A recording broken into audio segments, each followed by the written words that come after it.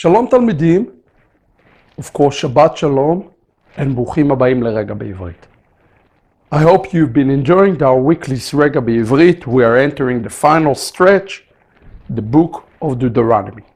The book of Deuteronomy is unlike any other book. It's known by the name Mishneh Torah. It's Moses' own personal diary. Most of the book of Deuteronomy is written in first person account, as Moshe recapped for us everything that took place in the wilderness and leave Israel in the beginning of Deuteronomy, Parashat Devarim, with a great word of Musar, rebuke. And in Deuteronomy chapter 1, verse 6, the beginning of this long rebuke, the longest rebuke in the Bible, Moshe mentioned to the children of Israel, the heart of the rebuke. They become complacent and they are standing in a mountain called Horeb. And he says, you've been in the mountain too long. Leave the mountain, go to the land. That's the message that Moshe Rabbeinu is telling them.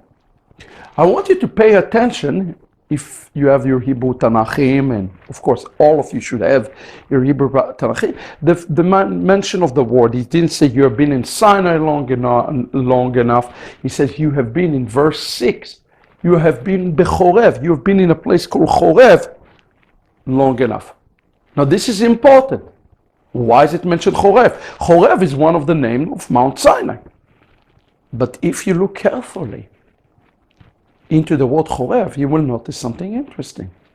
The word Chorev has a missing vav. Okay? It's a cholam. If you remember from Hebrew 101, a cholam is a dot that is implied vav. That's called ktiv chaser. It's when you write word in an incomplete way. Okay? Why is it that the Torah say you have been in Chorev long enough? Why is the vav missing? You have to pay attention to the jots and the title of the Torah. Baal HaTurim explain that if you remove the vav, just as it says in Deuteronomy 1:6, you actually get the letter chet resh bet. What is chet resh bet? It spelled the word cherev. Chorev, cherev. Same word with a different nikud. Chorev is the name of the place, but here in the Torah it uses the word cherev. What is a cherev? A cherev is the word sword.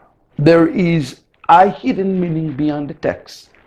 In essence, Moshe said to them, if you continue to be complacent and stay in this place and truly remain in this place, you will die by the sword. You will die by your enemy.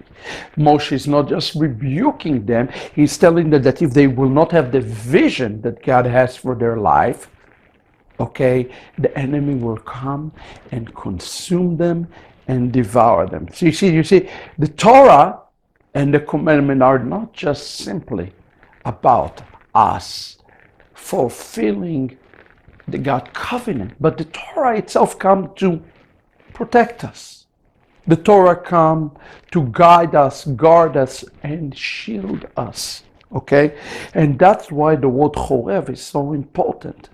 Because Moshe says, not only you're in Chorev, you are going to be dying by the cherev, the sword, if you're not moving forward.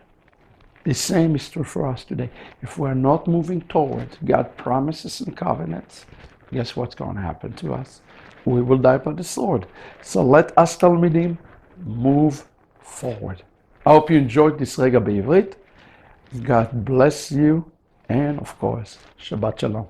Litraot.